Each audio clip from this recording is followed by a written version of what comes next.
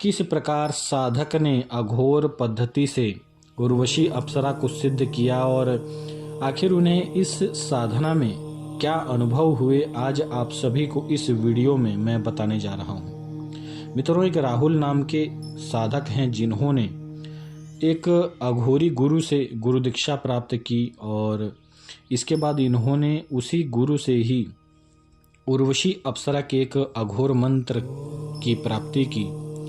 इसके बाद साधक ने अपने गुरुदेव के बताए अनुसार शमशान में जाकर उर्वशी अप्सरा की अघोर पद्धति से साधना आरंभ की और इस साधना में साधक नित्य नग्न होकर शमशान में बैठकर कुछ यंत्र होता था जो कि साधक नित्य जमीन पर बनाते थे और कुछ विशेष क्रियाएं होती थीं जिन्हें करने के बाद साधक उस यंत्र पर बैठकर उर्वशी अप्सरा के अघोर मंत्र का जप आरंभ कर देते थे।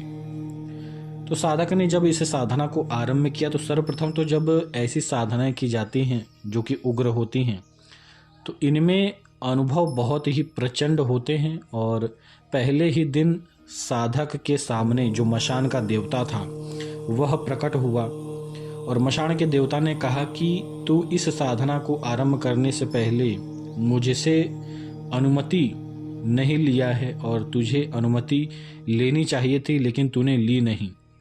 अब यहाँ पर क्या होता है कि इनके जो गुरु हैं, जो इनके अघोर के गुरु हैं, वह बहुत ही सिद्ध गुरु हैं और उन्हीं के आशीर्वाद के कारण इनकी इस गलती से उस मशान देवता ने इन्हें किसी भी प्रकार से नुकसान तो नहीं पहुँचाया, लेकिन इनकी साधना में बाधा उत्पन्न करना उस मशान देवता ने आरंभ कर दिया। तो पहले दिन क्या हुआ, जब साधक ने उर्वशी के मंत्र का जप आरंभ किया तो उसी समय कई प्रकार के जानवरों की आवाज़ साधकों को सुनाई देने लगी।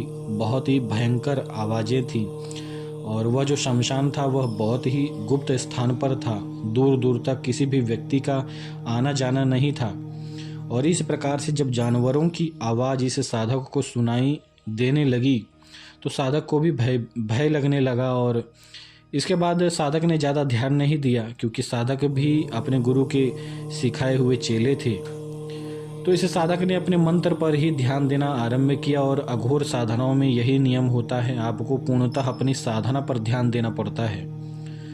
तब क्या होता है कि साधक इसी प्रकार साधना करते करते लगभग 3 घंटे तक साधक ने मंत्र जप किए और 3 घंटे के बाद साधक ने यह जो साधक थे ये अपने साथ एक नींबू लेकर आए थे और कुछ और सामग्रियां थीं। तो उन सामग्रियों में एक नींबू बच गया था और साधक ने वह नींबू निकालकर, क्योंकि साधक ने पहले दिन की साधना संपन्न कर ली थी, तो नींबू निकालकर फिर उस मशान देवता के नाम से साधक ने बलि दिया और फिर कुछ मंत्रों का जप किया और फिर साधक ने मशान देवता से कहा कि मैं कल आपको आपका भोग और आपका पूजन अवश्य ही प्रदान कर दूंगा, कृपया मुझे मेरी साधनाओं में विघ्न न प्रदान करें। तब इस साधक को एक अनजानी आवाज़ सुनाई देती है, किसी भी प्रकार से कोई दृश्य इन्हें दिखाई नहीं दे रहा था। साधकों को यह आवाज़ सुनाई देती है कि ठीक है, मैं कल देखता हूँ। तब क्या होता है कि अगले दिन शाम के 4 बजे साधक पुनः शमशान में जाते हैं और उसी शमशान में जाते हैं। इसके बाद अघोर पद्धति से मशान देवता का पूजन करते हैं, उनका बलि भेंट देते हैं और इसके बाद इन्हें एक पुनः आवाज़ आती है कि अब तू मेरे इस मशान में साधना करने के लिए तैयार है। अब क्या होता है कि जब ये रात्रि होती है, क्योंकि ये पूजन करके वहाँ पर बैठे हुए थे, और जब रात्रि हुई तो साधक ने पुनः साधना आरंभ किया, पुनः उसी प्रकार से चक्र बनाए जमीन पर और कुछ विशेष क्रियाएं की। तो क्या होता है कि चक्र बनाते समय साधक के आसपास की जो हवा थी वह बहुत ही जोरों से चलना आरंभ हो गई। साधक को क्रोध आया, साधक ने मशान देवता के मंत्र का जप किया और मशान देवता से कहा कि जब मैंने आपका पूजन आपको दे दिया है फिर भी आप मुझे क्यों परेशान कर रहे हैं। तब उस समय पुनः मशान देवता इस साधक के सामने प्रकट होते हैं। मशान देवता कहते हैं कि मैं तेरी साधना में किसी भी प्रकार से विघ्न नहीं उत्पन्न कर रहा, ये वही शक्ति कर रही है जिस शक्ति की साधना तू कर रहा है। तब क्या होता है मित्रों कि यह साधक किसी प्रकार से अपने नित्य के वह जो पूजन थे, यानी कि वह जो यंत्र बनाने की क्रिया थी, वह इस साधक ने जैसे तैसे करके संपन्न किया और फिर साधना आरंभ की।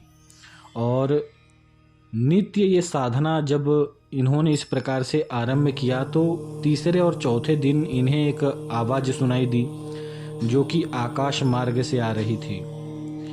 और वह आवाज़ कुछ ऐसी थी कि कोई देवी चिल्ला रही थी और इन्हें कह रही थी कि तुम अपनी साधना बंद करो वरना मैं तुम्हें ख़त्म कर दूंगी। लेकिन साधक ने अपने गुरुदेव के बताए अनुसार, नियम के अनुसार इस साधना को आरंभ ही रखा। और लगभग 6 से 7 दिन जब बीते तो साधक के सामने उर्वशी अप्सरा प्रकट हुई और अप्सरा इस साधक को दिखाई नहीं दे रही थी। इस समय केवल साधक को अपने सामने कोई शक्ति खड़ी है ऐसा महसूस हो रहा था, ऐसा आभास हो रहा था। साधक ने कहा कि आप जो भी हैं, आप कृपया अपना परिचय मुझे दें।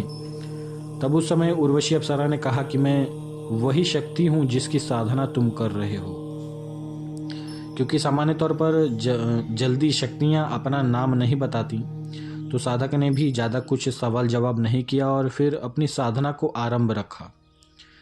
11वें और 12वें दिन साधक को एक विशेष अनुभव हुआ कि इनके आसपास पूरे मशान में, जैसा कि आप सभी जानते हैं कि शमशान में तो लाश जलती है तो बदबू चारों तरफ आती रहती है। लेकिन 11वें और 12वें दिन, इन 2 दिनों में साधक जब भी साधना करते थे तो उस समय इनके आसपास एक बहुत ही मादक सुगंध इन्हें महसूस होती थी। इन्हें सूंघने में एक मादक सुगंध इन्हें बार बार आती रहती थी और चारों तरफ का जो माहौल था वह भयानक न होते हुए एक प्रकार से जैसे लग रहा था कि ये पुष्प वाटिका में बैठे हुए हैं।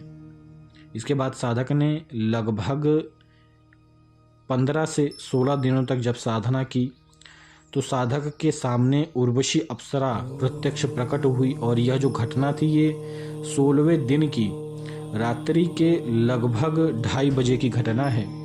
साधक के सामने उर्वशी अप्सरा रात्रि काल में प्रत्यक्ष प्रकट हुई और साधक ने 3 वचन लिए अपने गुरुदेव के बताए अनुसार। इसके बाद इस साधक ने जब उर्वशी अप्सरा की सिद्धि प्राप्त की तो इस साधक ने लंबे समय तक तो उर्वशी अप्सरा से मित्र भाव से, ये यानी कि जब इस साधक ने उर्वशी अप्सरा की सिद्धि प्राप्त हुई तो उस समय इस साधक ने उर्वशी अप्सरा को मित्र के रूप में प्राप्त किया था। लेकिन लंबे समय तक साधक ने जब उर्वशी अप्सरा का साथ प्राप्त किया तो ये बताते थे कि उर्वशी इतनी सुंदर थी कि जब भी ये उसे बुलाते थे किसी कार्य के लिए तो ये उसका रूप देखकर उसके ऊपर मोहित हो जाते थे और इनके मन में काम भाव उत्पन्न हो जाता था। और जब इनके मन में काम भाव उत्पन्न होता था तो उर्वशी अप्सरा को पता लग जाता था। तो ये बताते थे कि उर्वशी अप्सरा उस समय इनके सामने हंसने लगती थी और जो भी विचार इनके मन में चल रहे थे उन विचारों को इनके सामने बोल देती थी। क्योंकि मित्र के रूप में जब भी सिद्ध किया जाता है तो अप्सराएं जैसे एक मित्र से बात करता है उसी प्रकार ही अप्सराएं भी बात करती हैं। तो इन्हें बहुत ही शर्म आती थी और कुछ समय के बाद इन्होंने स्वयं ही उर्वशी अप्सरा से यह कहा कि अब आप मुझे प्रेमिका रूप में अपनी सिद्धि प्रदान करें और मैं आपको अपनी प्रेमिका बनाना चाहता हूँ। तो अप्सरा ने इनके इस परामर्श को स्वीकार किया और उस दिन से अप्सरा इनकी प्रेमिका बनी। और प्रेमिका को बनाने के बाद साधक ने बाकायदा जो रति क्रिया का जो आनंद होता है वह भी उर्वशी अप्सरा से प्राप्त किया। और साधक के शरीर में बहुत ही दुर्लभ शक्ति कहें या फिर यह कहें कि एक बहुत ही अलौकिक शक्ति प्राप्त हुई। यह जो साधक थे ये अपनी उम्र से बहुत ही जवान दिखने लगे और इनके शरीर में आकर्षण शक्ति इतनी बढ़ चुकी थी कि कोई भी व्यक्ति इन्हें देखता था तो देखते ही रह जाता था। और आज के समय में जो साधक हैं वह बहुत ही सुखी हैं, संपन्न हैं। और इस साधक का स्वयं का एक दरबार है जो कि दिल्ली में ही है और ये अघोर मार्ग से ही सारी क्रियाएं करते हैं। तो यह अनुभव आप सभी को कैसा लगा, इस विषय में अवश्य ही मुझे कमेंट बॉक्स में बताएं और कमेंट में जय श्री महाकाल अवश्य ही लिखें।